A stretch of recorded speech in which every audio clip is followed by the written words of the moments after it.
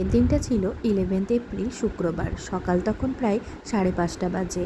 বড় ছেলে ছোট ছেলে দুজনেই স্কুলে যাবে। বড় ছেলে আগে বেরোবে, তাই ওর টিফিনটা রেডি করে দিলাম। ওদের যেদিন স্কুল থাকে সকাল থেকে ব্যস্ততার মধ্যে দিয়ে কাটে। বড় ছেলের আজকে বলা ছিল ও বার্গার নিয়ে যাবে, তো বার্গারটা বানিয়ে ফেললাম আর ওর খাওয়ার সুবিধার্থে ওটা 2 পিস করে দিয়েছিলাম।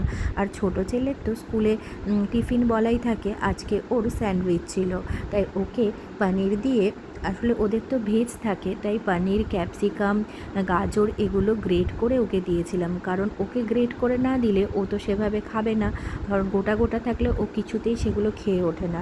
আর স্যান্ডউইচ বানানোর সময় ও বলল, মা আমিও তোমার সাথে বানাবো, তাই ওকেও একটু করতে দিলাম আমার সাথে হেল্পিং হ্যান্ড হিসাবে, ও কাজে লেগে গেল।